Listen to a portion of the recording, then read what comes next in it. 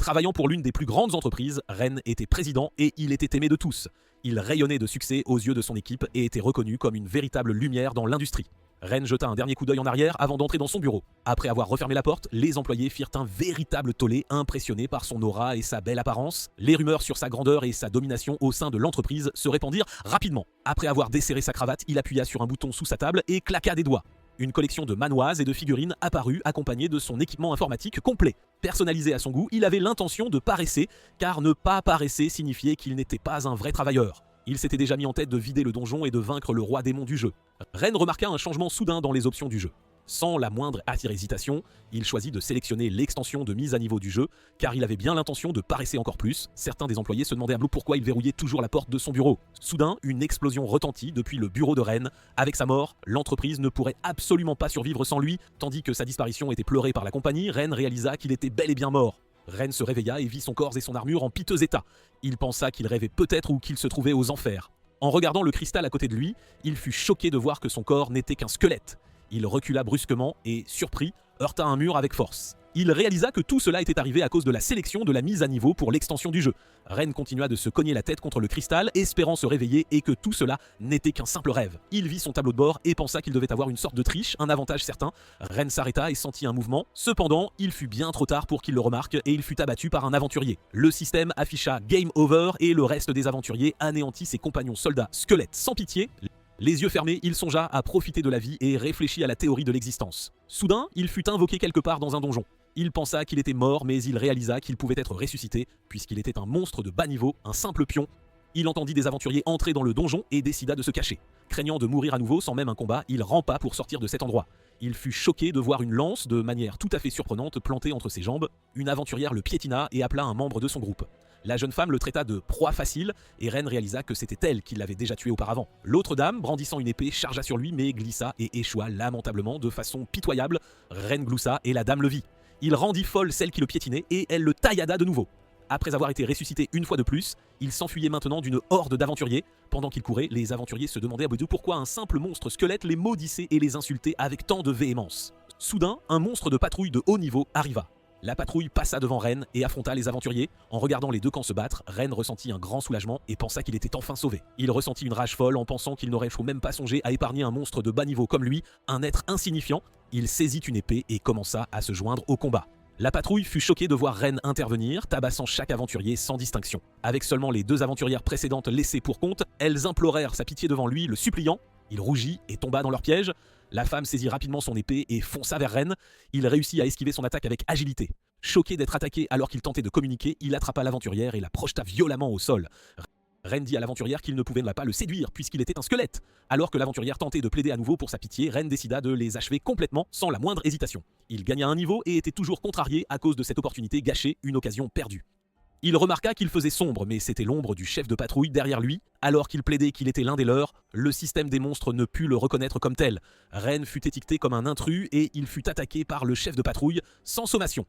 Il réussit à esquiver les attaques continues du squelette avec une agilité surprenante. Il réalisa qu'il pourrait ne pas être reconnu comme un monstre à cause du transmigrant. Enragé par sa situation, il décida d'affronter le chef de patrouille coûte que coûte. Il le laissa l'attaquer en premier, puis il bloqua son assaut avec son bouclier. Il célébra un peu trop tôt après avoir esquivé l'attaque de la patrouille. Le monstre le regarda de nouveau et chargea une fois de plus. Fort de son expérience de jeu, Ren savait que les compétences des boss avaient un mouvement d'attaque frontale, une portée limitée. Avec un timing parfait, il réussit à esquiver une fois de plus le mouvement d'attaque frontale du monstre. Il se souvint de la deuxième règle qui était d'attaquer après avoir bloqué l'ennemi avec un bouclier. Le monstre tomba et Ren espérait pouvoir lui asséner son attaque finale, un coup décisif. Soudain, le monstre se releva malgré les graves dommages qu'il avait subis. Pendant ce temps, dans la forêt fantôme du royaume des morts vivants de l'abîme, un jeune héros nommé Uni était perdu et effrayé, errant seul dans la forêt. Le combat continua et le monstre fonça vers Ren pour lui porter son coup final. Ren était choqué et n'arrêtait pas de dire au monstre que le combat aurait dû être terminé depuis longtemps. Le monstre sauta et leva son épée très haut, prêt à frapper. Ren prit le risque d'utiliser le casque et le porta pour bloquer l'attaque critique qu'il avait reçue. Ren survécut et lui dit d'arrêter tout en portant le casque car le monstre continuait de le poursuivre sans relâche. Soudain, le cheval traversa en un éclair, mettant fin à la vie du monstre. Ren fut choqué de voir le cheval tuer le chef de patrouille en le traversant de part en part. De plus, il fut surpris que le cheval devienne si soumis envers lui. Le système apparut, révélant ses compétences et ses statistiques, un véritable atout. Il réalisa qu'il pouvait monter de niveau en tuant des monstres dans le donjon et qu'il avait obtenu un objet de trésor. Ren était ravi de ce qu'il avait gagné et affirma que c'était le début de son voyage pour devenir le roi démon le plus puissant, le plus redoutable de tous. Alors qu'il traversait la forêt à cheval, il aperçut une lumière qui pouvait être celle d'un village au loin. Pendant ce temps, Uni était effrayé et seul au milieu de la forêt fantôme. Les monstres environnants le virent et chargèrent sur Uni sans hésitation. Quelque part près du flanc de la montagne, un monstre vert venait de finir de se régaler de monstres de bas niveau. Le monstre vit quelqu'un approcher de loin. Un groupe de squelettes chargea et tendit une embuscade au monstre vert, le prenant par surprise. Ren fonça et porta le coup de grâce. Ren était ravi d'avoir le casque, ce qui lui facilitait grandement la montée en niveau puisqu'il pouvait contrôler les monstres de bas niveau. Fort de ce pouvoir, il se fixa pour objectif de conquérir la forêt entière. Soudain, il entendit une agitation toute proche.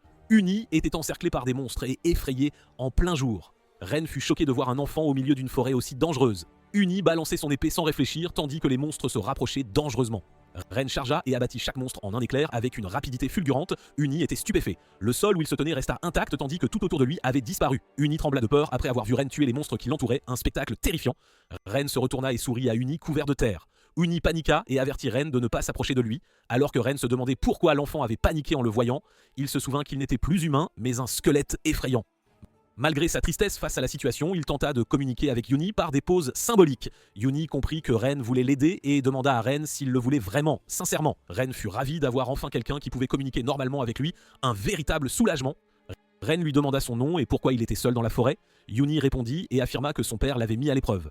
Ren était furieux à cause de la mauvaise éducation du père, cependant, Uni voulait juste rentrer chez lui, retrouver sa famille. Ren ne savait pas quoi faire avec Uni, mais il ne pouvait pas le laisser seul, ni même l'emmener avec lui. Uni regarda Ren avec ses yeux pétillants et suppliants, emplis d'espoir. Ren fut ébloui par la lumière de Uni et accepta de l'emmener avec lui, de le prendre sous son aile. Uni était heureux et Ren le trouva adorable, vraiment charmant. Ren appela son cheval à venir. Quand Xiabai vit Uni, il paniqua complètement et s'enfuit à toute vitesse. Ren était furieux, ignorant que Xiabai était parti à cause de l'effet de héros de Uni à un pouvoir inattendu. Ils continuèrent leur voyage et Ren chanta une chanson en marchant avec sa petite armée. Uni craignait que Ren ne soit un kidnappeur spécialisé dans l'enlèvement et la vente d'enfants. Alors que Ren commença à parler, Uni paniqua pensant que c'en était fini de lui, que son sort était scellé. Ren aperçut soudain un poteau et fonça vers lui. Il vit un poteau directionnel et en lut les détails. Ren regarda en arrière avec une expression agacée, visiblement contrariée. Uni eut peur et serra dans ses bras un soldat squelette au hasard, cherchant du réconfort. Ren partit soudain dans une direction différente, affirmant qu'il s'était trompé de chemin. Il pensa qu'il pourrait peut-être recueillir des informations précieuses dans la ville voisine. Il rappela à Uni qu'il pouvait combattre les monstres de bas niveau, mais qu'il devait absolument éviter d'affronter les plus puissants, les plus dangereux. Alors qu'ils continuaient leur voyage, Ren s'arrêta et aperçut un monstre à cibler. Ses troupes acclamèrent ce Ren qui leur dit qu'ils gagneraient beaucoup de points d'expérience après avoir tué ce monstre. Ren ordonna à 3 de ses soldats squelettes de se placer à l'arrière, tandis que les autres encerclaient la zone, prêts à l'attaque. Tous les squelettes étaient en position derrière les rochers. Le dragon squelette se réveilla et rugit férocement d'une voix terrifiante. Ren fut choqué et perplexe quant à la raison de son réveil soudain. Le dragon lança un barrage d'os tranchants, une attaque dévastatrice. Tous les squelettes furent touchés par les gros os de dragon. Ren remarqua l'un des os de dragon et avertit Uni de faire attention, de se méfier. Uni paniqua et s'assit après avoir vu l'os de dragon arriver. Ren fut choqué car Uni ne bougea absolument pas, restant figé. Cependant, Uni esquiva l'os à temps, avec une chance incroyable. Ren réalisa qu'une fois touchés, ils étaient au perdu, c'en était fini d'eux. Uni avait peur et Ren lui dit d'arrêter de courir partout. Il fut stupéfait de voir un autre barrage d'os de dragon, une nouvelle attaque. Un autre os se rapprochait de lui, cependant, il eut enfin le courage de sauter pour s'éloigner. Il regarda en arrière et fut choqué de voir que c'était un os gigantesque d'une taille impressionnante. Le dragon d'os rugit continuellement et aucun soldat ne resta en vie, se demandant si Uni n'était qu'un enfant ou un véritable enfant de la chance. Uni fut surpris de voir Ren foncer en avant et se battre avec détermination énorme. Uni pensa que Ren le protégeait peut-être et le considéra comme une bonne personne, un véritable bienfaiteur. Malgré les efforts de Ren, il ne réussit à infliger que de légers dégâts au dragon. Uni craignait que Ren ne survive pas à ce combat, que son destin soit scellé. Uni rassembla son courage et serra son épée, prêt à l'action. Pensant aux paroles de son père, Uni se faufila autour du dragon, cherchant son opportunité de frapper à un moment propice. Uni observe Ren derrière un rocher et a l'intention de se rendre à l'avant en toute sécurité, sans prendre de risques inutiles. Ren affronta le monstre, sa fierté de joueur en jeu, son honneur en ligne. Soudain, Uni frappa la queue du dragon avec son épée, causant une vive agonie au dragon. Ren fut surpris par les dégâts soudains infligés par Uni au dragon, un coup inattendu. Le monstre regarda en arrière et vit Uni près de sa queue. La tête du monstre se pencha tout près d'Uni, menaçante. Uni se figea, mais il frappa alors la tête du dragon, infligeant à nouveau le triple des dégâts, un coup dévastateur. La mâchoire de Ren tomba de nouveau, incrédule, tandis que le dragon d'os se couvrait le visage de peur. Grâce à cette expérience, Uni n'avait plus peur et était devenu un homme courageux, un véritable héros. Ren regarda Uni tabasser le dragon pendant que sa queue était coincée dans le rocher, impuissant. La queue du dragon se brisa et il tenta d'échapper au combat. Cependant, une falaise se trouvait à proximité. Le dragon ne remarqua pas la falaise et tomba dans le vide. Ren fut sidéré par le fait que le dragon soit mort en tombant d'une falaise et qu'il ait gagné un niveau, une situation absurde. Ren craignait maintenant que Uni ne devienne un héros impétueux et pensa que Uni pourrait le tuer. Uni fut surpris lorsque Ren le désigna soudainement du doigt. Il plaida à nouveau, demandant si Ren allait l'abandonner, le laisser seul. Charmé par l'appel de Uni, il accepta de le prendre avec lui et de l'utiliser, de se servir de lui. Uni fut troublé car le sourire de Ren semblait sinistre, presque maléfique. Ren dit à Uni qu'il tiendrait parole et le ramènerait chez lui, sain et sauf. Les deux continuèrent leur voyage et arrivèrent à la ville des morts-vivants. Ren lut les règles de la ville des morts-vivants avant d'entrer. Ren se sentit ridiculisé et fut confus que même la discrimination ne soit pas autorisée, sauf pour les héros, une exception étrange. Alors que Uni se plaignait de la raison pour laquelle les héros étaient autorisés à être discriminés, Ren avait du mal à expliquer, à trouver les mots justes. Soudain, un chien errant courait derrière eux. Uni le vit et montra le chien à Ren avec enthousiasme. Fang les remarqua et tomba soudainement amoureux, un coup de foudre inattendu. Fang se précipita vers eux et Uni était prêt à le prendre. Cependant, Fang choisit de mordre la jambe de Ren. Furieux de la situation, Ren cria demandant à qui appartenait ce chien sans laisse, un animal incontrôlable. C'était courant à Szechuanpur. Alors que Uni et Ren traversaient la ville des morts, ils affichaient une expression de déception. Ils découvrirent que la ville était pauvre et en ruine, un spectacle désolant. Ren trouva une taverne de morts-vivants pour faire une pause et demanda à Uni de l'accompagner pour se reposer un peu. Alors qu'il traversait la taverne désordonnée, pas un seul client ne fut trouvé et l'endroit était un véritable désordre. Ils passèrent même devant le barman endormi, qui était une vache morte vivante. Ren remarqua un miroir magique affichant une publicité et fut choqué de savoir que cela existait dans le monde du labyrinthe, un monde si étrange. Rempli d'excitation et de curiosité, il demanda à Uni s'il en avait déjà vu un. Uni dit à Ren que son père avait un miroir magique de la taille d'une paume et regardait ses sœurs danser avec. Ren remarqua que la publicité du miroir magique était terminée et s'inquiéta de savoir s'il était cassé, endommagé. Il fut surpris de voir le miroir afficher l'image du roi démon et ses rappels. Il fixa l'image affichée, essayant de se remémorer ses souvenirs car le personnage lui semblait familier. Soudain, il se souvint de l'image de son jeu précédent et il réfléchissait à la manière dont son monde et le jeu étaient connectés, liés l'un à l'autre. Ren demanda au barman où trouver le roi démon. Le barman le regarda en tenant son verre et lui dit que le roi vivait au palais. Ren attendait patiemment que le barman finisse de prononcer ces mots, seulement pour être désigné vers le téléphone monstre, un appareil étrange. Il semblait troublé en regardant un téléphone à manivelle, un objet magique qui lui était familier. Il pensa que les monstres de moins de 3 mètres de haut ne méritaient pas de passer un appel en raison de la hauteur de l'objet magique. Après avoir composé un numéro, il tint le téléphone seulement pour être rejeté par le roi démon qui déclara que la ligne était occupée, un refus catégorique.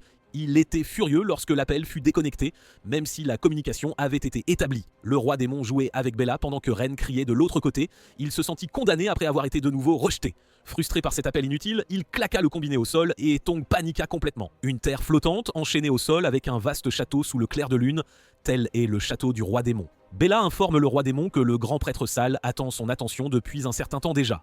Le surveillant informa le roi démon qu'un héros viendrait dans leur monde et demanda de l'aide pour arrêter l'invasion. Le roi démon n'y prêta aucune attention et se moqua de la défaite de Bella au jeu, ce qui rendit Sal furieux, profondément irrité. Allongé sur les genoux de Bella, le roi démon se vanta de sa victoire et Sal demanda de nouveau son attention. Soudain, le roi démon se leva, confus, demandant s'il s'agissait de l'arrivée du héros. Sal avertit le roi démon concernant la croisade du héros, une menace imminente. Le roi démon ressentit une peur intense en raison du grand nombre de fois où il était mort sous la main du héros. Il prit une profonde inspiration et afficha un comportement calme, tout en revendiquant l'avantage de connaître l'arrivée du héros à l'avance, un atout précieux. Le roi démon convoqua courageusement une réunion d'urgence pour discuter des contre-mesures à prendre. Sal quitta le domaine du roi démon par un portail de feu. Le roi démon paniqua en serrant Bella dans ses bras, affirmant qu'il ne voulait plus mourir, plus jamais. Alors que Bella disait au roi que c'était son destin d'affronter les héros, il se souvint de chaque cruauté et tourment qu'il avait subi. Le roi démon affirma qu'ils étaient plus maléfiques et avaient apporté des désastres sans fin à leur monde. Tandis que Ren tapait des pieds à plusieurs reprises à cause du stress, la morsure de Fang gardait son emprise, même si les secousses ne cessaient pas, une situation tendue. Le barman mort-vivant leur servit des boissons tandis que Uni semblait sombre et que Ren ne cessait de penser à son monde actuel par rapport à son jeu précédent. Il claqua la table avec enthousiasme, choquant Uni et le barman tout en demandant comment il pouvait voir le diable, une question surprenante. Le barman montra un magazine avec la déesse de la mort en couverture. Ren se sentit étrange et cria sur le barman, car celui-ci rougissait en lui tendant le magazine. Après une heure, il était fatigué de parler au barman et il voulait la réduire en pièces à cause de la frustration, une envie irrépressible. Pendant que Uni savourait son repas, Ren saisit sa boisson et but la liqueur mortelle. Il laissa tomber son verre accidentellement, réalisant que quelque chose n'allait pas du tout. Il est maintenant sous l'effet du poison, ce qui empire encore les choses pour lui et il demande de l'aide à Uni désespérément. Après sa conversation avec le barman, il découvrit qu'il se trouvait maintenant au niveau le plus bas du labyrinthe des terres démons et qu'il devait surmonter plusieurs domaines avant d'atteindre le château du roi démon, un long chemin à parcourir. Il découvrit que la déesse du niveau le plus bas, la faucheuse, pouvait le conduire au palais du roi démon. Ren s'inquiétait de rencontrer le grand patron tout en espérant qu'aucun désaccord n'était survenu. Par le passé, entre le roi démon et la faucheuse, une situation délicate. Alors qu'il regardait Yuni et Fang jouer ensemble, il pensa à utiliser l'aura du héros pour améliorer sa force. En chemin, Ren trouva un magasin d'accessoires à proximité. Alors qu'il souriait en montrant de l'intérêt, il décida de chercher de l'équipement vraiment génial, des objets puissants. Actuellement dans la chambre du roi démon, le roi démon se plaignait bruyamment alors qu'il était sur son lit. Soudain, les généraux démons qu'il avait invoqués arrivèrent avec Sal. Témoin des livres de romance sur le lit du roi, Sal se sentit embarrassé en voyant le comportement indiscipliné du roi démon, un spectacle peu digne. Une poupée monstre nommée Pépé fit irruption de manière surprenante par une porte, appelée par une jeune fille démon blonde. Pépé sauta vers le dos du roi, semant le désordre dans la situation, et Sal les frappa, les réprimandant sévèrement. Tout en essuyant le sang de son nez, le roi démon ordonna à tout le monde de se rendre à la salle de réunion. Sal accepta et ils étaient maintenant rassemblés autour de la table de la salle de réunion. Le roi démon commença la discussion avec l'arrivée du héros comme sujet principal, un point crucial. L'un des généraux exprima sa préoccupation et mentionna le besoin de budget ou de main-d'œuvre supplémentaire pour leur étage, en particulier des fées féminines. Magic Bobby Reba, un général démon, se plaignit d'intimidation tout en étant assis sur l'épaule du violent King Kong Dulu, un spectacle étrange. Les deux généraux demandèrent d'eux-mêmes au général démon Ella d'être d'accord avec eux. Ella répondit avec son aura sombre, leur disant de s'en aller, de disparaître. Les deux généraux furent effrayés par son mécontentement soudain et intense. Même le roi démon tenta de calmer Ella, mais fut repoussé d'un simple mot sans succès. Le roi se sentant déprimé, Reba demanda au général Crocodile de prendre la responsabilité cette fois-ci, en raison des ressources qu'il possédait. Cage, connu sous le nom de Crocodile Capital, souligna qu'il ne gagnait pas bien sa vie et qu'il ne leur donnerait même rien, pas le moindre sou. Reba fut irrité par la réponse de Cage, l'accusant de comploter une rébellion contre le royaume. Sal frappa le sol avec son bâton, exigeant que les généraux se calment afin que les autres aient une chance de parler, de s'exprimer librement. Sal mit fin à l'agitation causée par le conflit des deux généraux, donnant aux autres le temps de s'exprimer, alors que le roi démon pleurait, réconforté par Bella, Horn, le démon du purgatoire, fixait étrangement le roi avec une intensité particulière. Reba et Dululu tressaillirent au mot de quelqu'un qui suggéra le retrait des premiers nouveaux niveaux. Assise au sommet d'un lustre se trouvait la précédente fille démon qui proposa d'agir en premier. Fayaya, connue comme la sorcière joueuse, s'excusa d'être en retard car elle avait discipliné Pipi avant d'assister à la réunion, une tâche nécessaire. Dululu hurla de peur, demandant que Pipi, devenu minuscule, soit retiré, tandis que Reba se plaignait du comportement imprudent de Pipi. En regardant le mignon petit monstre, Dululu ne tint pas longtemps et il s'évanouit, perdant connaissance. Riba était enragé car Feya n'avait pas éloigné Pipi de Dululu, sachant qu'il ne supportait pas d'être près du monstre. Feya continua de provoquer Riba, le taquinant qu'il ne récupérerait pas Pipi. Ils cessèrent soudain de se disputer lorsqu'un des généraux prit la parole, demandant s'il l'avait entendu, une intervention inattendue. Il y avait un miroir sur l'une des chaises, d'où sortait une voix toussante. Luna salue tout le monde comme si c'était un direct. Sal a demandé si le miroir magique était une des nouvelles créations de Luna. Luna a rappelé à tous leurs leçons passées et a suggéré qu'ils devraient tous s'unir pour le bien de l'ensemble du labyrinthe. Pendant que Feya mange son dessert, elle remarque que quelque chose a changé chez Luna. Avant que Luna ne puisse leur dire ce qu'ils devaient en faire, le miroir magique a mal fonctionné. Reba et Feya furent déçus par la perte de connexion avec Luna. Dégoûtée par le dysfonctionnement de son miroir, Luna se gavait de collations et parlait avec un écran vert derrière elle. Elle a remarqué que quelque chose n'allait pas. Les autres généraux ont vu son vrai visage, car sa fonction d'imagerie automatique avait échoué. Robbie s'est jeté sur le miroir magique, louant la mignonnerie de Luna en pyjama, puis Luna a vite couvert la caméra. Riba fut choqué par un tir soudain près de lui. Cage a pointé l'arme sur Riba. Hornen a claqué la table, demandant à Cage pourquoi il avait utilisé son arme dans la salle du conseil. Cage s'est calmé, Dululu était effrayé, et Riba marmonnait qu'il aurait écrasé Cage s'il n'avait pas été sous sa forme de fée. La vision du roi devint floue alors que Sal exigeait le silence au milieu du chaos. Il a claqué la table des deux mains, attirant l'attention de tous les généraux démons. Tous se sont arrêtés et ont ressenti la tension dans le silence. Le roi démon s'est soudainement excusé pour un mal de ventre. Alors qu'il partait en demandant à tous de clore la réunion, Cage a trouvé la réunion inutile et ils ont tous commencé à partir. Reba s'est plaint de n'avoir aucun avantage et a réveillé Wolf. L'un des généraux est sorti d'un cercueil. Avec un air radieux, Wolf, roi des loups-de-garou, a quitté la salle de réunion plein d'énergie. Dans la chambre du roi démon, le roi démon revient avec son groupe. Il donne un coup de pied à la porte en entrant, se plaignant de ne pas être pris au sérieux par son peuple. Il a sangloté sur la poitrine de Bella, affirmant avoir perdu sa dignité, mais il est réconforté car il est toujours le roi démon et tout le monde obéira à ses ordres. Motivé par Bella, il est maintenant impatient de recruter de nouvelles personnes car ses subordonnés actuels sont incompétents. Le roi démon appelle tous les fonctionnaires et il a besoin de tous ceux qui sont capables de l'aider à combattre le héros. Le roi démon étant désireux de vaincre le héros, Bella s'est réjouie en voyant le courage du roi. Pendant ce temps, à l'extrémité ouest de la ville des morts vivants, un homme assis sur un banc tient un objet magique, une radio. Alors qu'elle annonce la récupération d'objets de valeur, il semble que les bandits aient pillé l'endroit. L'un d'eux a loué la radio et a affirmé qu'il y avait encore de bons objets dans la partie pauvre de la ville. Le chauve a lancé l'objet magique à son camarade et a interrogé le vieil homme étendu sur le sol. Il exige plus d'objets de valeur tout en menaçant le vieil homme. Il a jeté le vieil homme en criant qu'ils avaient erré dans le village pendant des jours avec déception. L'un des bandits a trouvé leur visage sur un panneau public et a retiré les avis de recherche tout en complotant de se venger de Ella. Les affiches révèlent qu'ils sont un groupe de bandits recherchés avec des primes sur leur tête. Sachant que les habitants de la ville n'ont aucune chance contre eux, ils proclament qu'ils règnent désormais sur l'endroit. Quelque part dans une zone désertique entourée de rochers et de piliers en bois, Uni a rencontré un énorme monstre porc-épic. Uni s'est enfui en pleurant, esquivant les attaques du monstre tout en criant à Ren que c'était une zone non combattante. Il a remarqué que le monstre levait sa hache, tentant d'attaquer Uni. Cependant, il est apparu devant Uni. Il s'est précipité vers une plume dorée derrière le monstre et l'a arraché avec force. Le porc épic a rugi et a crié de douleur. Après avoir saisi la plume dorée, Ren s'est enfui de la scène, laissant Uni derrière avec le monstre. Uni a couru avec Ren alors qu'ils étaient de poursuivis. Uni a demandé à Ren si ce qu'il faisait était valable, car son père lui avait dit de ne pas voler. Cependant, Ren a affirmé qu'il lui avait juste dit bonjour et qu'il avait bien assez de plumes. Uni regarde en arrière et insiste sur le fait que l'expression du monstre n'approuve pas leur action. Le monstre a claqué sa hache au sol. Terrifiés par l'impact, tous deux, ainsi que la croque, ont continué à courir. Le monstre était persistant et Ren n'arrêtait pas de rappeler à Uni de courir. Soudain, Ren s'est cogné contre un panneau en bois, lâchant la plume dorée. Alors qu'il était étourdi à comprendre ce qui bloquait son chemin, Ren fut reconnaissant de trouver un poteau de zone non combattante. Il a demandé à Uni de venir avec lui avec une attitude décontractée, tandis que le monstre chargé vers eux, le porc épic, s'est arrêté. En remarquant le panneau, le monstre a grogné sur Ren qui était content de savoir que les zones non combattantes restreignaient la violence.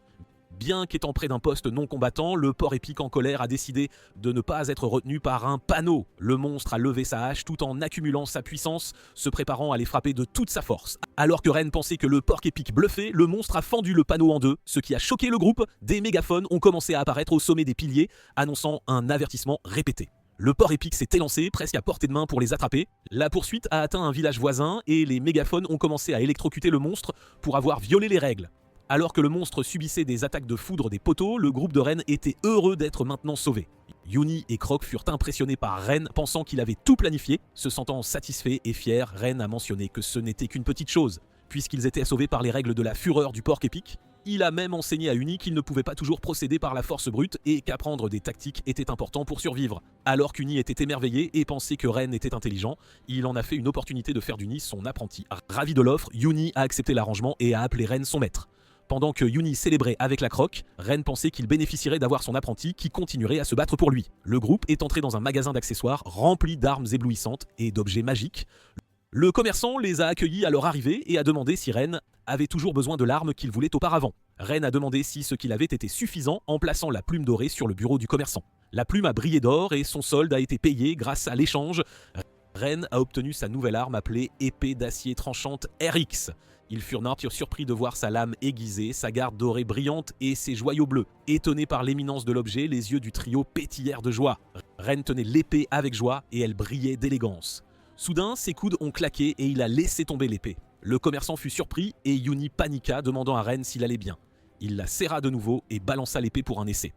Heureusement, il a vendu les objets qu'il avait collectés en échange d'une paire de gants qui augmente sa force. Uni fut impressionné par sa façon de manier une épée et Ren se sentit morne de voir à quel point il était bon avec les compliments.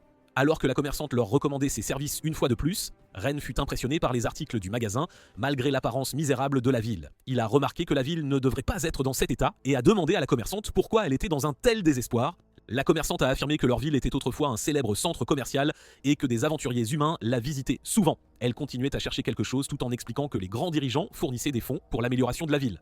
Après avoir mis le désordre dans sa recherche, elle a finalement trouvé un livre de bord de ce à quoi cela ressemblait avant.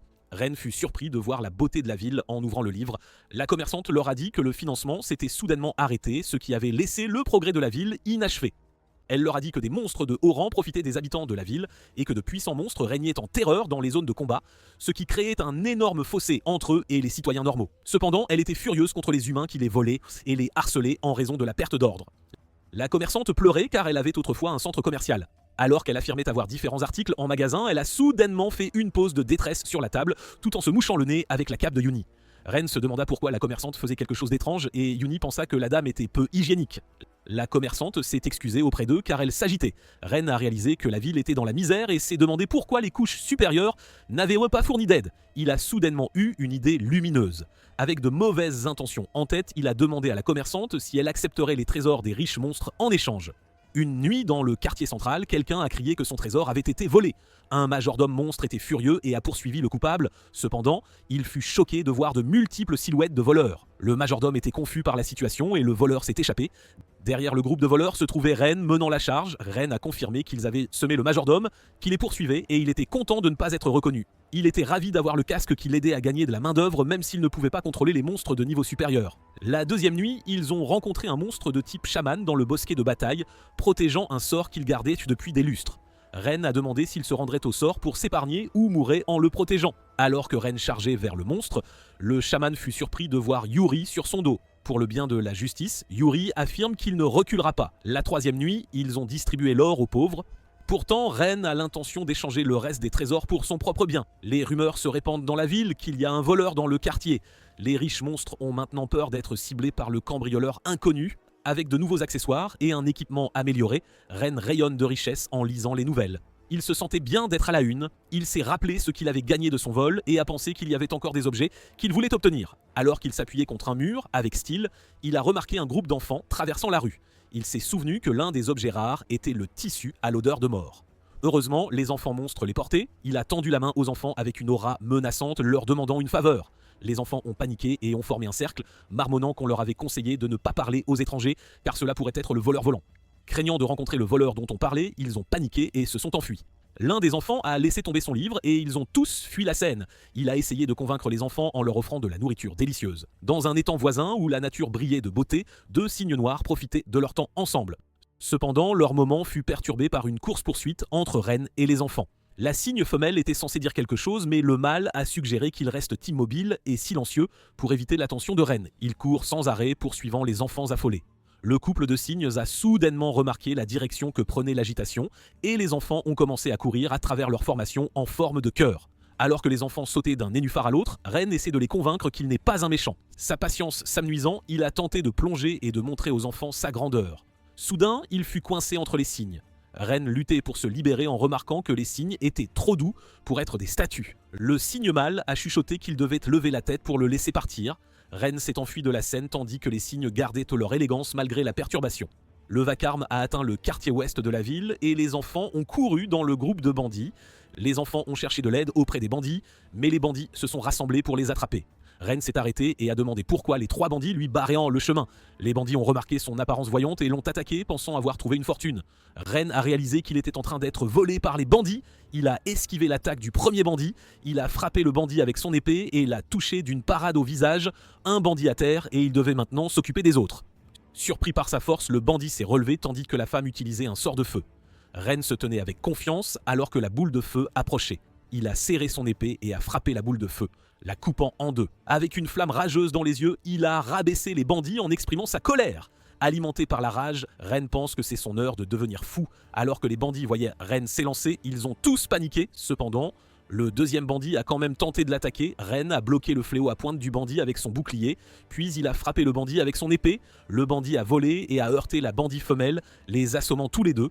Le seul restant a essayé de réveiller ses camarades tombés. Le premier bandit a tenté de s'échapper, mais Ren était déjà sur son dos. Même si le premier bandit avait peur, il a levé son arme et a pensé à bloquer le coup de Ren. Alors que leurs armes s'entrechoquaient, l'impact de l'épée de Ren fut si lourd qu'il fit tomber le bandit à genoux de peur. Après leur affrontement, Ren lui a donné un coup de pied, assommant le bandit avec une empreinte de botte sur le visage. Ren s'est rappelé tous ses souvenirs passés de faiblesse. Il affirme qu'il ne sera plus intimidé. Le bandit chauve est arrivé sur les lieux pour être défié par Ren seul. Alors que le chauve sort son hache, il trouve déraisonnable d'être le seul restant de leur bataillon de 5 hommes. Il s'est élancé vers Ren avec un coup de hache. Farouchement, il a fait de son mieux pour abattre Ren. Cependant, Ren s'est moqué du bandit chauve en sautant pour esquiver. Soudain, Ren a accidentellement atterri sur le fléau de l'ennemi et a glissé. Le bandit chauve a crié à ses camarades que c'était une opportunité de contre-attaquer. Le premier bandit a ramassé son arme en bois et a essayé de l'abattre, mais Ren a roulé sur le sol pour l'éviter. roulé sur le sol l'a étourdi. Puis la bandit femelle a lancé ses dagues vers Ren. Ren a à peine esquivé les dagues, manquant de peu son entrejambe. En infériorité numérique, il s'est enfui alors que les bandits le poursuivaient. Enragé d'avoir perdu ses dents, l'un des bandits a utilisé son arbalète pour tirer des flèches sur Ren. Il a continué à courir en criant. Il est retourné à leur hôtel et a claqué la porte. Il a appelé Yuni, seulement pour trouver la croque et Yuni dormant confortablement dans le lit. Dès que Yuni fut réveillé, Ren l'a attrapé et s'est enfui de l'hôtel. Avec Yuni en route pour se venger, il a pensé qu'il était temps de mettre ses compétences à l'épreuve. Autour de l'allée du quartier ouest, les bandits se sont rassemblés et ont partagé leur butin. L'un des bandits a vu l'arrivée de Ren. Ren est arrivé avec son armée de démons de bas niveau. Sous son commandement, ils ont tous chargé les bandits. Le groupe de bandits était furieux de revoir Ren. Alors que Ren sort son épée, Yuni demande si les bandits sont de bons humains. Ren s'était lancé vers le combat et a affirmé vouloir donner une leçon pratique à Yuni. Le chauve avait du mal à gérer le nombre malgré qu'il affrontait des monstres de bas niveau. L'un d'eux a suggéré de s'échapper plutôt que de se battre. Le bandit avec une crête a désigné Yuni comme une cible facile. Alors qu'il s'approchait d'Yuni, Yuni était vraiment effrayé, mais Ren a regardé en arrière avec un soupir, demandant aux bandits s'ils voulaient vraiment mourir. Ren a laissé les bandits attaquer Yuni, espérant qu'ils avaient de tous appris leur leçon. Une fois le combat terminé, les bandits semblaient tous battus et ligotés au milieu de la foule. Ren s'est assis comme un chef et a demandé leur nom et leur but dans la ville. Les bandits étant capturés et ligotés, Ren a commencé à les interroger. Le bandit chauve lui a crié qu'il ne leur dirait rien. Ren a essayé d'intimider les bandits en ordonnant à Daling de montrer le médicament. Le bandit chauve s'est moqué de lui, raillant Daling pour sa taille tout en portant une boisson. Cependant, Daling s'est fâché et s'est agrandi, forçant le bandit chauve à boire le poison. Le reste des bandits s'est recroquevillé de peur, en voyant leur chef s'effondrer à cause de la boisson empoisonnée. Ren a demandé des réponses au reste des bandits. Désireuse de survivre, la bandit femelle a révélé son nom et le reste du groupe a fait de même. Ren les a empêchés de dire leur surnom, leur demandant plutôt leur vrai nom. L'un d'eux s'est incliné continuellement et a affirmé qu'ils n'étaient que des fantômes solitaires errants. Ren fut surpris et confus de découvrir que les bandits étaient des fantômes. Le bandit a avoué qu'ils étaient autrefois un groupe d'aventuriers voulant conquérir le labyrinthe. Cependant, ils ont tous rapidement trouvé leur fin en rencontrant un monstre très puissant. Au réveil du groupe, le toit, ils ne pouvaient plus quitter le labyrinthe. Rejetés par d'autres aventuriers et même des fantômes, ils n'avaient d'autre choix que de recourir au vol. Ils ont même essayé de chercher refuge dans la vallée des esprits voisine. Cependant, le gardien a refusé car il n'avait pas assez de ressentiment. Ren s'est senti mal pour les bandits après avoir appris la situation compliquée dans laquelle ils se trouvaient. Il leur a demandé ce qu'ils comptaient faire à l'avenir, car il hésitait à les accepter dans leur groupe. Soudain, le bandit avec une crête nommée Chichi s'est transformé en esprit, ce qui a surpris tout le monde. Ren a demandé comment c'était arrivé et Chichi a répondu qu'il avait été purifié par l'épée de Yuni lors de leur précédent affrontement. Pendant que le reste des bandits regardaient leurs camarades s'éloigner en flottant, Ren a regardé Yuni, réalisant que son épée pouvait libérer une âme. Il pensait qu'il était normal que l'épée de Yuni ait des attributs sacrés puisqu'il est un héros. Il a demandé au reste des bandits s'ils voulaient partir et ils ont tous accepté. Avec l'accord de tous, il a dit à Yuni de faire quelque chose de bien pour eux, c'est-à-dire de les achever. Yuni a levé l'épée sans hésitation et a accepté l'ordre de Ren. Ren s'est éloigné joyeusement tandis que les bandits le remerciaient de les avoir libérés. Après avoir été purgé par Yuni, Ren a remarqué quelque chose de l'agitation. Il a vu un magnifique collier laissé par les bandits qui pourrait valoir beaucoup d'argent. Il l'a pris comme récompense pour leur gentillesse envers les bandits et Hitotonye est retourné à l'hôtel pour se reposer. En dehors de la ville, une armée cherchait le pendentif sacré disparu de leur roi. 2 jours plus tard, le trio s'est réveillé par une belle journée ensoleillée. Soudain, ils ont entendu quelque chose au loin. La cavalerie qui cherchait le pendentif disparu a attaqué la ville. Brisant tout sur leur passage, ils ont forcé leur chemin dans chaque maison à la recherche de l'objet magique. Alors que le trio assistait à l'agitation, ils étaient énervés et se sentaient mal pour les habitants. Le commandant se tenait devant eux sur son cheval et a vu le pendentif autour du cou de Ren. Ayant trouvé le pendentif disparu, il a ordonné à son armée de se rassembler et de s'emparer de Ren. Ren a dit à Yuni de s'enfuir car ils étaient maintenant ciblés par la cavalerie. Des guerriers chargés et des mages chantaient des sorts. Ren n'avait aucune idée pourquoi il le poursuivait. Le commandant a traité Ren de voleur et a levé sa lance. Le trio était mort de peur. Ren a esquivé l'attaque du commandant. Il s'est relevé rapidement et a demandé s'il pouvait régler les choses en parlant avant de l'accuser de voleur. Le commandant ne s'est pas arrêté et a continué à frapper Ren avec sa lance. Ren a rapidement bloqué la lance avec son bouclier, mais il avait du mal à tenir bon. Le commandant a affirmé que Ren n'avait pas le droit de parler car ils n'étaient pas égaux.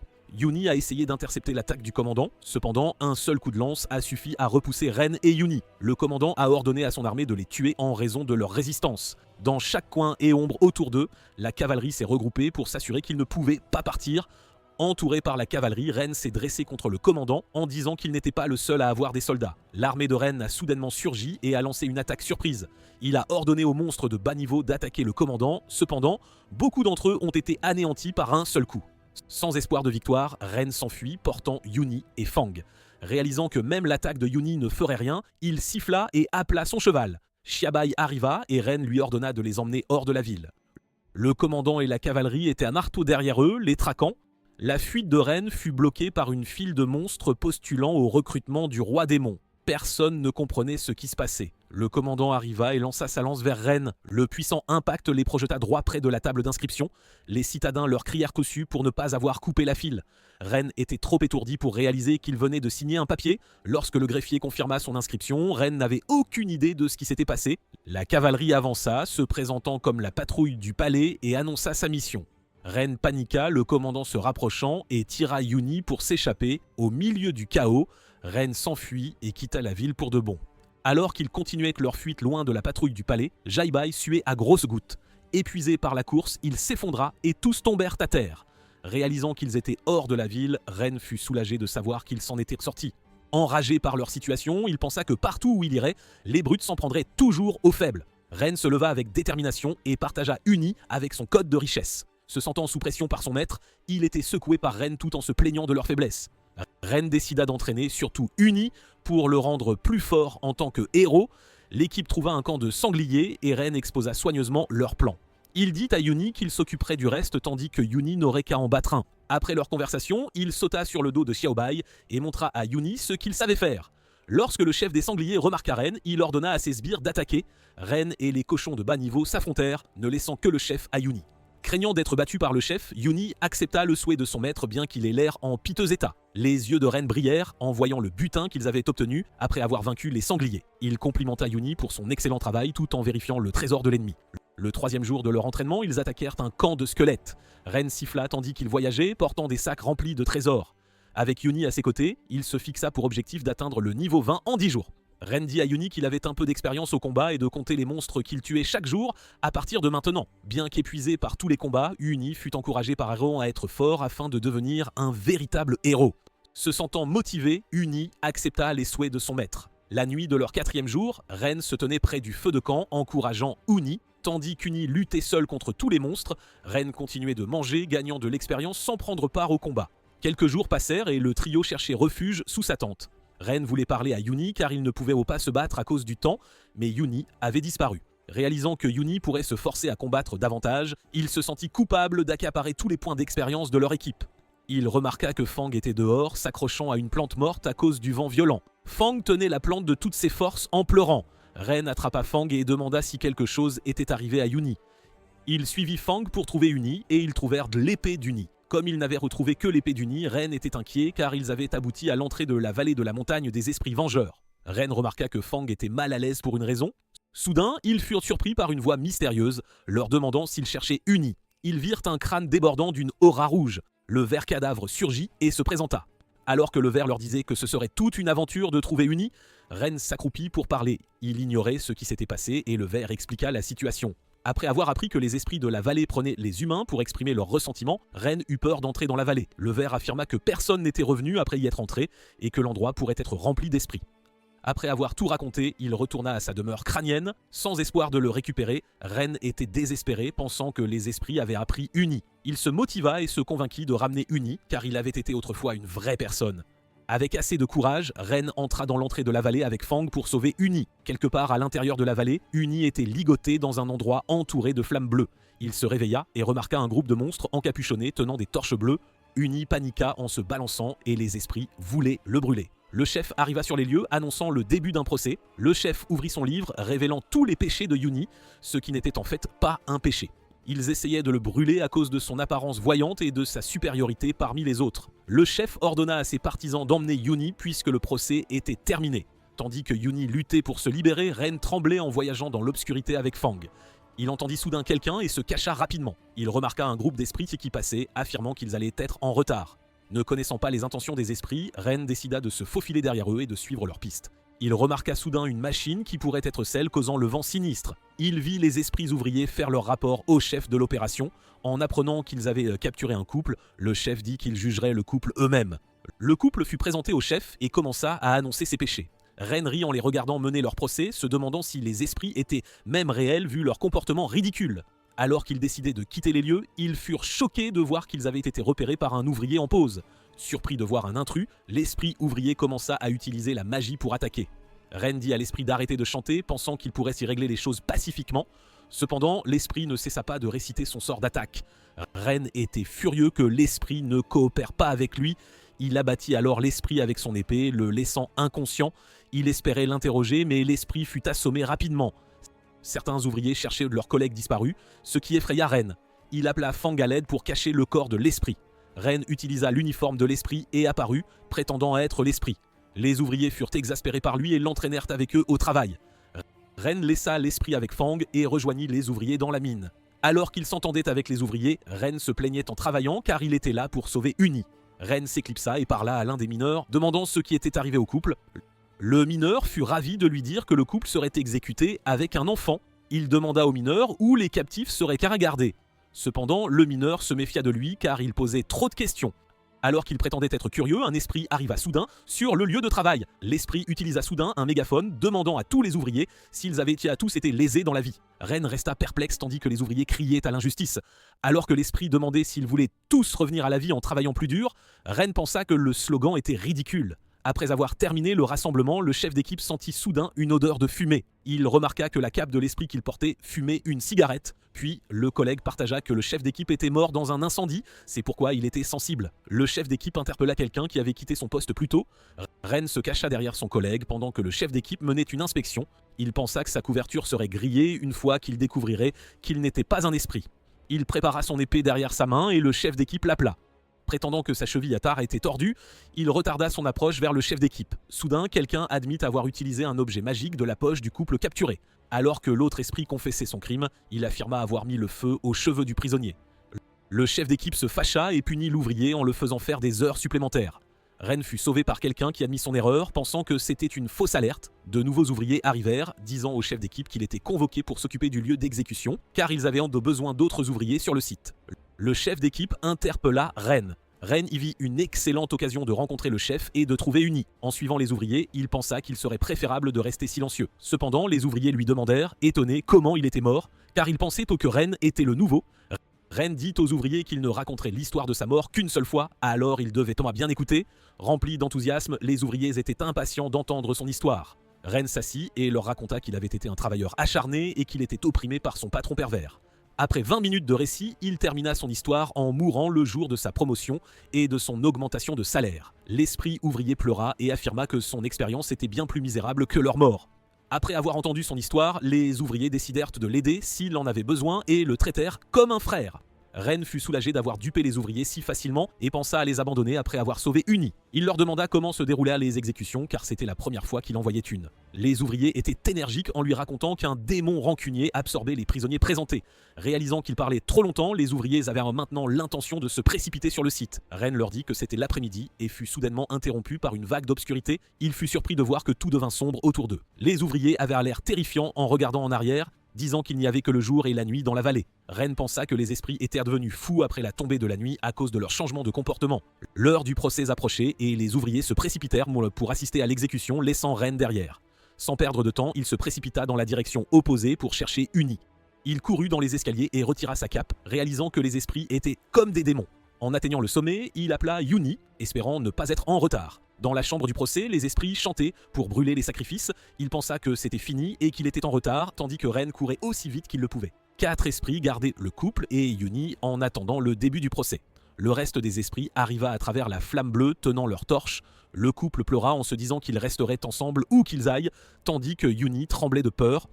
Ren arriva à temps pour arrêter la cérémonie. Les esprits virent l'arrivée de Ren et tentèrent de le bloquer. Ren utilisa son épée pour se frayer un chemin vers Uni et utilisa l'épée de Uni pour poignarder les esprits. Alors que le couple était sur le point de s'embrasser, Ren atteignit enfin Uni et Uni était en larmes de joie. Il trancha les chaînes qui retenaient Uni et courut avec lui, laissant le couple derrière. Soudain, le sol commença à trembler, le sol explosa et une entité mystérieuse apparut. Ren pensa que l'énorme monstre volant à 4 bras pourrait être le démon rancunier. Le démon et Ren s'affrontèrent, cependant, le démon rancunier était trop fort pour lui. Alors qu'il esquivait la taillade du démon, il lança l'épée à Uni, lui demandant de l'aider à le combattre. Uni se précipita pour prendre l'épée et assista Ren.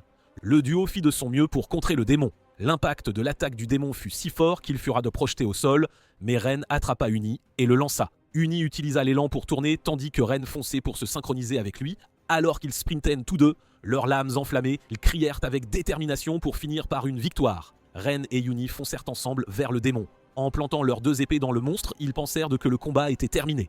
Cependant, leur attaque ne sembla pas fonctionner. Alors qu'ils échouaient tous deux lamentablement, le démon fixa son regard sur Uni. Choqué de voir le démon attraper son apprenti, Ren chargea sans hésitation. Ren et le démon s'affrontèrent férocement. Alors qu'il brandissait son épée haut, Ren se concentra pour porter ses attaques sur les bras du démon. Avec une pure détermination, il sauva finalement Uni du démon en lui assénant un coup puissant sur le bras. Ren demanda à Uni de rejoindre le combat. Ayant Uni à ses côtés une fois de plus, tous deux réussirent à repousser le démon. Le combat approchant de sa fin, ils réussirent tous deux à porter un coup dévastateur qui tua le démon. Ren et Uni montèrent de niveau après avoir vaincu le démon. Soudain, un miasme noir apparut au-dessus du cadavre du démon. Le chef des esprits apparut, leur disant qu'ils avaient ruiné la cérémonie pour leur seigneur Ela. Ren et Uni transpiraient après avoir entendu le nom de Ela à nouveau. Étrangers par le comportement du chef, les deux restèrent immobiles, observant les divagations du chef. Le but du chef d'équipe pour tout cela était d'avoir une chance d'être l'homme aux côtés de Ela. Poussé par le désir, le chef des esprits utilisa son pouvoir pour contrôler le démon. Alors que Ren disait à Uni que le démon était trop rapide, il décida de bloquer l'attaque avec son épée. Cependant, le démon était trop fort et Ren ne parvint pas à dévier son attaque. Le démon hurla de douleur à cause du blocage de l'épée de Ren. Ren et Uni étaient à terre après avoir encaissé le coup. Uni demanda si son maître allait bien. Cependant, Ren avait à peine survécu. Alors qu'il essayait d'atteindre Uni, son corps fut détruit et il dit à Uni qu'il devait être un vrai héros. Uni attrapa la tête de Ren en pleurant, cependant le cou de Ren se brisa, ne laissant que son crâne et son corps s'évanouir. Choqué par ce qu'il avait fait, Uni s'enfuit avec le crâne de Ren. Le démon lui barra le chemin et porta un coup puissant au sol, détruisant le plancher. Uni tomba dans le trou, lâchant le crâne de Ren. En se réveillant au milieu de nulle part, Uni se retrouva devant l'entrée d'un palais entouré de piliers aux flammes bleues. Uni échappa à la poursuite du démon, mais il se retrouva dans un lieu inconnu. Avec seulement le crâne de son maître et le collier de Ela, il devait maintenant s'échapper. La patrouille du palais arriva dans la vallée et le chef des esprits demanda leur but. Le commandant demanda si la relique perdue était sous terre. Uni entendit et regarda le collier de son maître. Alors qu'il balançait sa main, le commandant appela le roi démon pour faire son rapport. Les esprits le tremblèrent de peur en entendant la voix du roi démon, demandant pourquoi sa pause avait été interrompue. Uni essaya de chercher une autre issue, cependant il semblait que la seule sortie était par la porte du palais. Déterminé à survivre, Uni savait qu'il devait s'en sortir vivant. Uni traversa la porte et l'endroit était le palais impérial. Il se souvint des paroles de son maître, l'encourageant à surmonter sa peur. Alors qu'il errait sans but dans le palais, un cercle magique s'activa. Uni ignorait ce qui se passait et un monstre fut invoqué. Le chien de garde abyssal de l'empereur surgit. Dans le grand hall, des cercles apparurent devant le trône. Le roi démon arriva au palais impérial avec Bella. Alors que Bella avertissait le roi démon du contrôle de Ela sur le territoire, le roi démon pensa que Ela n'avait peut-être pas trouvé le palais auparavant. Le roi démon écarta l'avertissement de Bella en disant qu'il était le roi et qu'il était enthousiasmé par cette nouvelle découverte. Bella dit au roi qu'elle avait détecté une présence approchante, avertissant que si c'était Ela, il pourrait envoyer une armée attaquer le palais. Choqué de réaliser sa perte de budget due au recrutement, il était désespéré de trouver le trésor avant Ela à cause de l'avertissement de Sal concernant le héros. Pendant ce temps, Uni courait pour sa vie tandis que le chien de garde le poursuivait. Alors qu'il criait à l'aide, il essaya d'avertir le chien qu'il serait en colère si la poursuite continuait. Uni fut finalement énervé et confronta le chien de garde. Il brandit son épée, affirmant qu'il montrerait le résultat de son entraînement. Uni attaqua le chien, cependant les dégâts furent de -1. Réalisant qu'il n'avait pas infligé le moindre dégât, il était condamné. Uni était pétrifié, demandant où était passé son coup critique. Alors qu'il lançait le crâne de son maître, le chien poussa à Uni avec sa patte. Roué de coups par l'attaque du chien de garde, il se souvint que fuir faisait partie de ce qu'il avait appris de son maître. Le roi démon et Bella remarquèrent un mouvement de l'extérieur. Soudain, Uni arriva dans les chambres avec le roi démon. Il laissa tomber la tête de son maître et elle roula vers le pied du roi démon. Ignorant ce qui se passait, le roi démon sentit l'odeur de Ela sur Uni. Le roi démon paniqua, pensant qu'il avait été pris. Alors que Uni voyait 2 étrangers et le chien enragé, il pleura, disant qu'il reverrait bientôt son maître. Le chien de garde fut choqué de voir le roi démon. Dans les profondeurs du palais impérial, un monstre blindé était assis sur un trône devant une armée. Fang s'était perdu dans le mausolée par erreur. Il se cogna soudain contre les bottes du monstre blindé. Submergé par sa nervosité, il urina sur les bottes avec soulagement. Fang fut choqué de voir le monstre et celui-ci l'attrapa. Le monstre le fixa avec curiosité tandis que Fang faisait de son mieux pour se libérer de son emprise. Le monstre affirma qu'il avait dormi 1000 ans et ordonna à ses fidèles soldats de se lever. L'armure de l'armée brilla en rouge et toutes les torches s'allumèrent à son commandement. Le monstre leva son épée, les appelant l'abysse, et entendit régner sur le monde. Au milieu de l'agitation, l'âme de Fang quitta son corps à cause de la peur. Au palais de Hela, elle remarqua qu'elle avait perdu le contrôle d'un certain endroit. Elle remarqua qu'elle avait perdu le contrôle du palais impérial. Pendant ce temps, dans le grand hall, le roi démon rit, demandant si le chien appartenait à Yuni. Yuni fut surpris de voir le roi démon debout devant le chien de garde. Le roi démon se présenta en disant à Yuni de ne pas informer Hela de son arrivée. Yuni fut encore plus surpris de savoir qu'il était en présence du roi démon. Yuni avertit le roi démon alors que le chien enragé essayait de le mordre. Le roi démon regarda le chien férocement, effrayant le chien. Le chien de garde quitta le grand hall. Alors que le roi démon s'excusait d'avoir effrayé le chien, Uni était terrifié par le roi démon. Uni vit le crâne de son maître. Le roi démon attrapa nonchalamment le crâne et demanda à Uni s'il voulait que son maître soit ressuscité. Uni retrouva enfin l'espoir et Bella regarda le crâne de son maître, affirmant que c'était un objet rare. Uni rayonnait de lumière en demandant s'il pouvait ressusciter Ren. Bella trouva Uni adorable et accepta de ressusciter Ren en jetant le crâne au roi démon. Tous trois trouvèrent la chambre du palais impérial remplie d'or et de trésors. Les yeux du roi démon brillèrent alors qu'il s'entourait d'or, pensant qu'il avait fait le voyage pour visiter le palais. Bella et Uni trouvèrent un cercueil et elle lui dit qu'il ne leur fallait qu'un nouveau corps pour que Ren soit ressuscité. Le roi démon affirma que c'était le corps de l'empereur des abysses, le boss le plus fort de la dernière génération du précédent roi démon. Alors qu'il déplorait que l'âme de l'empereur des abysses ait été détruite, ne laissant que le corps, le roi démon attrapa le crâne de Ren. Bien que n'étant pas le subordonné de Hela, Uni accepta sa promesse avec le roi démon de ne pas révéler leur arrivée. Le roi démon commença à chanter son sort de résurrection. Une spirale de magie dorée entoura le crâne de Ren et le corps de l'empereur des abysses flotta grâce à la magie du roi démon. Lorsque l'incantation du roi démon fut terminée, Ren atteignit le niveau 30 avec son nouveau corps. Uni pleura et demanda si son maître était revenu avec succès. Ne se réveillant pas dans son corps précédent, il fallut du temps à Ren pour se souvenir de tout. Il sauta soudainement hors du cercueil, déployant son énergie et son nouveau corps. Le roi démon pensa qu'il n'avait mis que le reste d'une âme dans le nouveau corps, ne s'attendant pas à ce que Ren soit fort. Alors que Uni bondissait pour étreindre Ren, Ren fut surpris de voir le roi démon devant lui. Le roi démon vérifia le système et découvrit son vrai nom. Pensant faire de Ren un puissant subordonné, il a l'intention de le former, sachant qu'il avait du potentiel. Le roi démon accueillit Ren puisque son nom figurait sur la liste de recrutement. Ren ne comprenait rien à ce que disait le roi démon, mais ce dernier s'arrêta, réalisant que Hela arrivait. Avec tant de questions en tête, le roi démon tira soudainement Bella et décida de partir rapidement. Le roi démon ouvrit un portail. Alors qu'il le traversait, le roi démon dit à Ren que sa première épreuve serait de le retrouver dans sa ville. Après avoir disparu sans laisser de traces, Ren se sentit déprimé d'avoir perdu l'occasion de parler au roi démon. Hela arriva sur les lieux et examina le trou qui menait au palais impérial. Alors qu'elle volait avec ses soldats, le roi démon se cacha avec Bella derrière un rocher. Sa fierté blessée par leur comportement, Bella pensa que le but de la visite d'Hela pourrait être différent. Alors que Ren savourait son nouveau corps, il était impatient de tester sa force. Le chien de garde de l'empereur dormait. Après avoir senti l'odeur de son maître, le chien se précipita pour le retrouver. Avec un sourire joyeux et une pose amicale, le duo fut choqué de voir le chien de garde et Uni dit à Ren que ça l'avait effrayé. Le chien de garde vit Uni et grogna, le chien chargea soudainement vers eux. N'ayant aucune idée de la raison de l'attaque, Ren pensa que le chien de garde venait juste saluer son maître. Ren leva le poing et porta un coup dévastateur au chien de garde. Se sentant bien dans son nouveau corps, sa compétence d'accumulation de puissance augmenta de niveau. Ayant l'intention de venger son apprenti à cause de l'intimidation, Ren poursuit le chien pour le punir. Ren se tient sur le chien de garde battu, lui disant que sa seule chance d'être épargné est de les mener à une voie d'évasion. Ravis de la défaite du chien, ils montèrent dessus, ayant l'intention de quitter les lieux.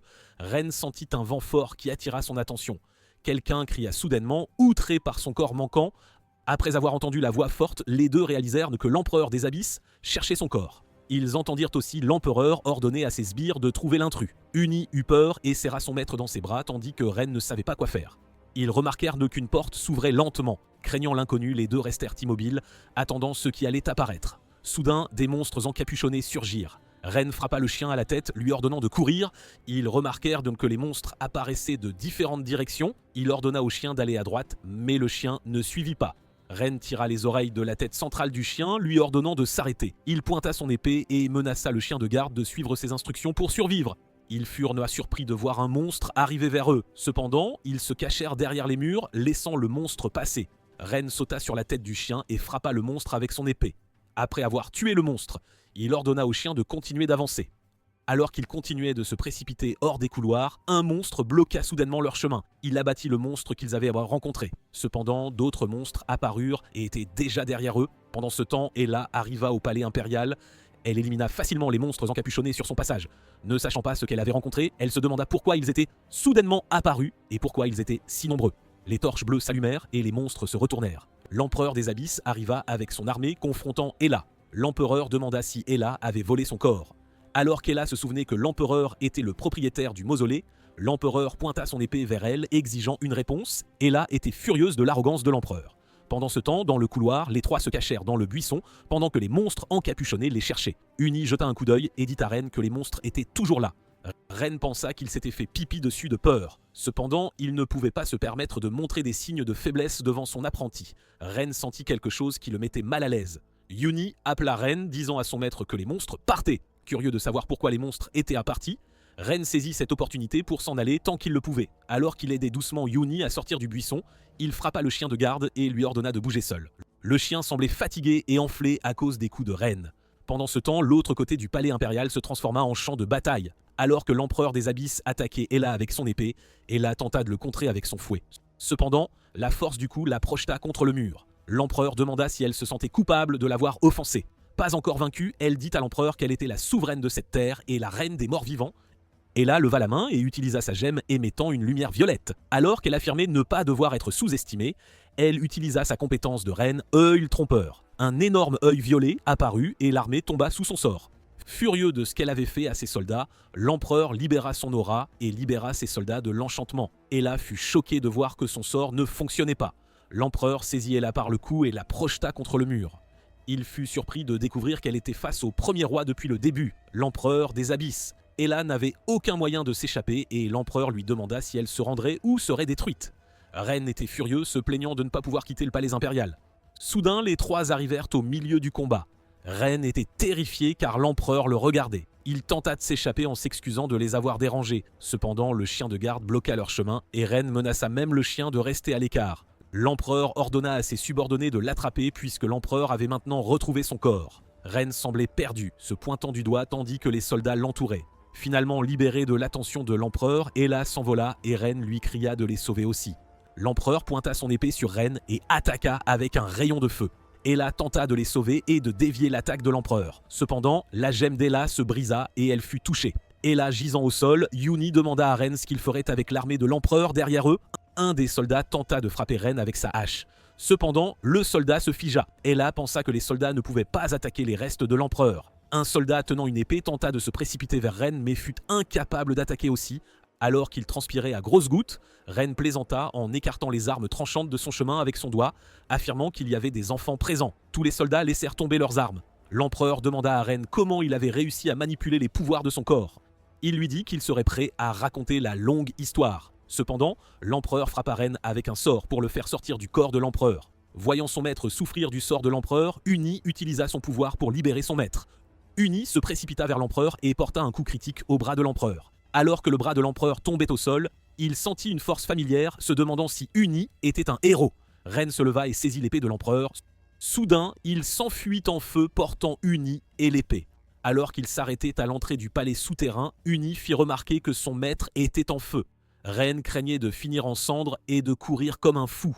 Soudain, il se transforma en un démon majestueux, la forme humaine de l'empereur des abysses. Uni fut surpris de voir la transformation de son maître. Ren était rempli d'excitation maintenant qu'il n'était plus un squelette. Il sentit une force s'éveiller progressivement en lui et il réalisa qu'il était très fort. À l'extérieur de la porte du palais souterrain, l'âme de Fang errait et trouva le corps d'Ella sur le côté. Ren pensa que sa force venait de l'épée magique qui avait fusionné avec son corps. Fang trouva Uni et Ren. Les trois réunis, ils étaient là tous heureux et Uni demanda pourquoi l'apparence de Fang était différente. Ren vit une personne au coin et décida de vérifier. En voyant Ella, Ren fut énervé de se rappeler que c'était la femme qui avait tenté de s'échapper avant de les aider. Yuni supplia Ren, lui demandant d'aider Ella car il ne pouvait or pas la laisser seule. Il se souvint soudain du magazine que le barman lui avait montré, se rappelant qu'elle était la reine du royaume des morts vivants. Après avoir bien regardé Ella, Ren fut hypnotisé par sa beauté. Uni demanda à son maître s'il pensait à des choses indécentes, mais Ren nia ses allégations et demanda où il avait appris de telles choses. Ella se réveilla et les vit. Ella leva la main, mettant le feu aux vêtements de Ren. Ren ne comprenait rien à ce qui venait de se passer et Uni paniqua car les vêtements de son maître étaient tous brûlés. Ren confronta Ella avec une plainte pour son impolitesse malgré qu'elle soit une reine et qu'il lui ait sauvé la vie. Choquée de voir le corps d'un homme dévêtu, Ella ordonna à Ren de rester loin d'elle. Uni était pétrifié de choc tandis que son maître portait la reine des morts vivants sans ménagement. Soudain, des monstres apparurent de la porte et les attaquèrent. Ren fut surpris par l'arrivée soudaine des monstres et sentit quelqu'un arriver. Le chien de garde apparut. Alors qu'il portait Ella sur ses épaules, Ren attendait avec impatience un combat pour tester son pouvoir. Ren invoqua son épée et ses vêtements retrouvèrent leur forme originale. Le chien de garde ne fut pas déconcerté par l'aura de Ren. Entouré de monstres sans moyen de s'échapper, Ren dit à Yuni de se baisser et lança Ella en l'air car il était sur le point de montrer un tour. D'un seul coup d'épée, la flamme de l'épée anéantit tous les monstres qui les entouraient. Après son attaque, l'épée disparut et il rattrapa Ella à temps. Avec un sourire en coin, il pensa que le pouvoir de l'épée était en effet digne d'être l'arme de l'empereur des abysses. Le chien de garde à 3 têtes tenta de s'enfuir pour sauver sa vie. Cependant, Ren ne laissa pas le chien s'échapper. D'un claquement de doigts, l'épée transperça la tête centrale du chien de garde, laissant les deux choqués et incrédules. Ren eut une idée et demanda à Fang de s'approcher de lui. Il traîna l'âme de Fang avec son seul doigt jusqu'au corps du chien de garde. L'âme de Fang entra par le nez et un crâne bleu brilla, remplaçant la blessure sur la tête centrale. Fang était heureux de son nouveau corps.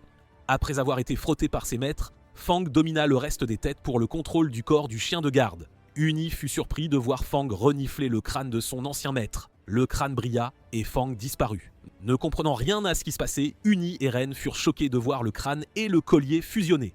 Ren obtint une sphère d'invocation de dimension monstre de qualité légendaire qu'il prit pour une simple Pokéball. Avec son nouvel objet légendaire, Ren testa la sphère d'invocation et la lança pour voir si elle fonctionnait comme une Pokéball. Il confirma que ça marchait et Fang fut invoqué. Soudain, Ren remarqua qu'Ella était silencieuse. Le groupe sentit une forte présence et Ren leur dit qu'il ne pouvait plus rester au palais. Le palais s'éleva du sol, une armée de monstres sortit du palais. Alors qu'ils assistaient à la marche de l'armée de l'empereur, Yuni suggéra à son maître de rencontrer le roi démon pour vaincre l'empereur des abysses. Ren tenta de faire un marché avec Ella, cependant elle le rejeta et l'insulta de pervers. Il fut choqué d'entendre sa réponse et ses mots résonnèrent dans son esprit. Il n'accepta pas le comportement d'Ella et commença à la discipliner en lui disant de lui parler correctement. Alors que Ren affirmait qu'ils pouvaient vaincre l'armée ensemble, Ella pleura d'embarras. Ella perdit patience et eut l'intention de tuer Ren. En l'entendant, Ren répondit par une menace disant qu'il ne pouvait pas contrôler sa main et qu'il pourrait la blesser. Soudain, une flèche jaillit du ciel. Yuni avertit Ren de la flèche et Ella lança sa boule de feu magique vers Ren. Cependant, Ren tenta de sauver Ella et esquiva les deux attaques. La flèche et le sort d'Ella entrèrent en collision, créant un feu d'artifice. Ella et Ren rougirent soudainement en se regardant. Ella tenta de pousser Ren hors d'elle. Cependant, elle était maintenant au-dessus de Ren. Alors que leurs regards se croisaient, la vision d'Ella était floue et elle se sentait étourdie. Ren rattrapa Ella à temps et lui demanda ce qui lui était arrivé. Pendant ce temps, sur la terre désolée, l'armée de l'empereur marchait vers les villages, semant le chaos et massacrant tous ceux qui tentaient de les arrêter. Yuni et Ren virent les maisons brûlées et les villageois morts. Alors que Yuni avait l'intention de vaincre l'empereur des abysses, Ren lui demanda ce qui était bon et ce qui était mauvais. Ren mentionna qu'il était aussi un démon et demanda à Yuni s'il était mauvais. Yuni dit que Ren n'était pas mauvais ni le reste des démons, mais son père lui avait dit que le but d'un héros était de vaincre les démons.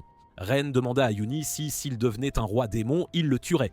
Yuni se sentit triste et ne put prononcer d'autre mot que le mot « maître ». Ella était réveillée après une sieste et elle avait tout entendu alors qu'elle était sur le dos de Ren.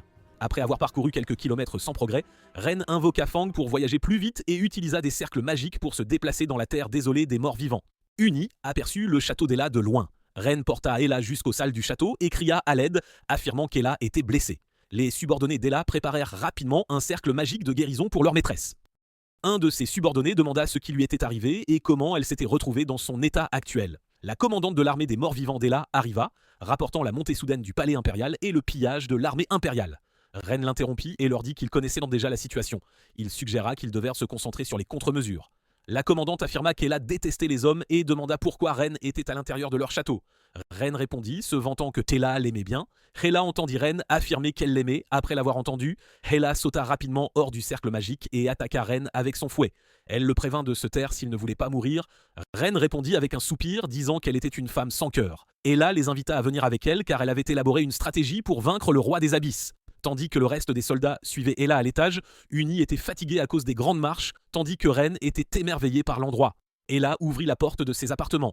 Ils atteignirent un étage avec un cristal enflammé enchaîné au centre. Hela utilisa sa magie pour atteindre ses sujets restants et leur demanda de lui prêter leur force. Alors que l'onde de magie voyageait à travers la terre, les monstres de la ville des morts-vivants et de la forêt fantôme n'hésitèrent pas à accepter leur reine. Hela expliqua à Ren qu'il avait le corps de l'empereur mais que son pouvoir seul ne suffirait pas à vaincre l'empereur. Hela lui dit qu'il pourrait utiliser la foi rassemblée pour rivaliser avec l'empereur, et Ren fut ravi de l'entendre. Cependant, elle proposa de lui donner le pouvoir seulement s'il acceptait de signer un contrat d'esclavage. Uni murmura à Ren suggérant qu'il devrait demander de l'aide au roi démon au lieu d'accepter Hela. Ren se tint avec confiance devant Hela et lui demanda si elle le menaçait. Les subordonnés d'Hela furent choqués de voir leur reine être réprimandée par Ren. Il continua de discipliner Hela, affirmant qu'il ne signerait pas de contrat maître-esclave avec elle. N'ayant plus d'énergie pour discuter, Ren s'arrêta et partit avec embarras. Hela fut laissée dans la confusion, ressentant une attraction soudaine pour Ren. Deux de ses subordonnés l'assistèrent rapidement et la commandante se précipita vers Ren avec son épée. Ren bloqua facilement l'épée de l'Ossé, disant à quel point ils étaient ingrats après avoir sauvé leur reine. Hela ordonna à Luzi d'arrêter de provoquer Ren. Alors qu'elle mentionnait qu'ils avaient besoin de Ren, Hela toussa du sang et se sentit faible. Perdue d'énergie à cause de la magie de l'empereur, Hela dit à Ren qu'il devait montrer suffisamment de capacité avant de recevoir le pouvoir des morts-vivants. Le lendemain, Ren courut partout, donnant des ordres concernant leur défense. Fatigué de toute cette agitation, il se demanda pourquoi le roi démon n'était pas là pour aider. Au même moment, dans le château du roi démon, le roi démon semblait condamné tandis que d'autres réparaient. Le cristal de téléportation brisé, Bella dit que c'était presque réparé, mais le roi se plaignit en disant qu'elle l'avait dit pour la 5e fois. Pendant que Ren donnait des ordres, Hela la regarda avec admiration. Après 2 jours, l'armée de l'empereur arriva sur le territoire d'Hela. Uni, Hela et Ren étaient au sommet du château, tandis que l'empereur des abysses était assis sur son trône. La bataille commença après que l'empereur eut donné le signal à son armée. Alors que l'armée de l'empereur criait à la guerre avec leurs instruments, rugissant leurs chants de bataille, ils chargèrent l'armée d'Hela. Les 3 remarquèrent que l'armée de l'empereur avançait et que la guerre avait commencé. Alors que l'armée de l'empereur chargeait férocement, l'armée d'Hela se sentit effrayée et choquée en raison de la différence de puissance. Cependant, un piège fut tendu et il se déclencha lorsque l'armée de l'empereur arriva près de l'avant-garde d'Hela. Alors que l'empereur regardait ses soldats tomber, Uni fut content que le piège ait fonctionné. Tandis que la ligne de front ennemie était réduite, les avant-gardes d'Hela tenaient bon avec leurs boucliers et leurs armes. L'armée d'Hela prospérait grâce à leur ligne de défense améliorée. L'armée de l'empereur continua de charger sans hésitation. Les mages et les bêtes magiques d'Hela rejoignirent le combat. L'Osé rejoignit même la bataille pour honorer le nom de sa reine. Alors que le combat se poursuivait, Hela observait Ren, affirmant qu'il était un maître stratège dans les jeux de rôle. Hela éprouvait un sentiment inhabituel envers Ren et se souvenait de la façon dont il l'avait disciplinée. Même lorsqu'elle se rappelait qu'elle détestait les hommes, elle ne pouvait s'empêcher de rougir en pensant à lui. Uni fit remarquer à Ren que les forces volantes ennemies étaient arrivées. Ren ordonna au reste des mages et des archers d'attaquer les forces aériennes du côté ennemi. Les soldats d'Hela préparèrent leurs énormes arbalètes et flèches. Elles tirèrent toutes en même temps, anéantissant les monstres volants. Alors que l'empereur regardait son armée commencer à perdre, il décida de lancer un sort. L'armée de l'empereur reçut un coup de pouce et devint plus agressive. La patrouille du palais ordonna aux troupes au sol de résister et d'offrir leurs vies à la reine. Ren était furieux, pensant que l'empereur avait triché. Ren demanda combien de temps il devait encore attendre pour que le cristal de foi soit rechargé, mais Hela répondit que cela prendrait du temps, car la terre des morts-vivants était vaste. Alors que le combat se poursuivait, Ren décida de rejoindre la bataille avec Uni. Tous deux émergèrent au milieu de la bataille avec une attaque balancée synchronisée. Ren complimenta Uni d'apprendre vite en copiant son attaque. Soudain, un énorme monstre mystérieux apparut et pulvérisa de la fumée verte sur eux. Tandis que l'aura de Uni et Ren les protégeait, les soldats d'Hela fondirent. Le monstre étira sa langue, causant des dégâts généralisés. Ren était agité, pensant que l'empereur des abysses cachait peut-être d'autres atouts. Lucy chargea vers le monstre à cheval. Elle sauta et acheva le monstre d'un coup d'épée. Lucy dit qu'elle pouvait gérer le reste et qu'ils devaient tous deux préserver leur énergie pour leur véritable adversaire. Uni et Ren admirèrent la commandante après avoir été sauvée par elle. Lucy plaça son espoir en Ren et Uni pour combattre l'empereur des abysses. Alors qu'elle tirait son épée, elle se précipita de nouveau vers le combat pour leur ouvrir la voie. Les soldats virent une étincelle bleue, c'était un éclair de l'épée de Lucy, tuant chaque soldat ennemi sur son passage. Elle montra sa véritable puissance avec sa compétence, suivie d'une explosion. Soudain, l'ombre d'un ennemi apparut derrière elle. Ren courut rapidement pour la sauver, cependant il était trop tard et c'était l'empereur des abysses. Ren ressentit du désespoir en voyant Losé être frappé par l'empereur dans le dos. Furieuse d'avoir gravement blessé sa subordonnée, Ella se précipita et utilisa son fouet pour attaquer l'empereur. L'empereur attrapa facilement le fouet d'Ella et remarqua qu'elle utilisait le pouvoir de la foi. Ella a choisi d'absorber le pouvoir de la foi et a ordonné à Ren de mettre Losy en sécurité. Déterminée à remporter ce combat, elle a chargé sans la moindre hésitation, insistant auprès de Ren pour qu'il la laisse faire. Ella et l'empereur des abysses se sont affrontés en un duel singulier. Cependant, l'empereur s'avérait bien trop puissant. Ella restait désavantagée même après avoir utilisé le pouvoir de la foi, et les griffes de l'empereur faillirent l'atteindre. Ren les interrompit en lacérant l'épaule de l'empereur, tout en grommelant qu'il n'était pas son subordonné. Alors que l'empereur reculait d'un pas, Ren rappela à Ella que c'était lui qui devait utiliser le pouvoir de la foi, étant le seul capable de rivaliser avec l'empereur. Ella gifle la Ren pour l'avoir accidentellement touché, mais Ren ne fit que la pousser en lieu sûr. Tandis qu'ils se disputaient en plein combat, l'empereur saisit l'occasion pour foncer. Il concentra sa puissance dans son poing et frappa Ren pour lui avoir volé son corps. Sous l'effet du violent impact, Ren fut assommé et roula à terre.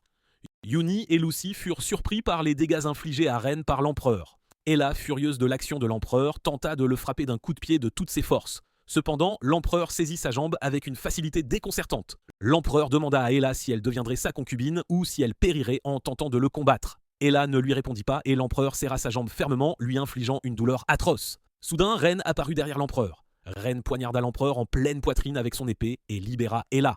L'armée de Ella avança, se rapprochant d'une victoire certaine.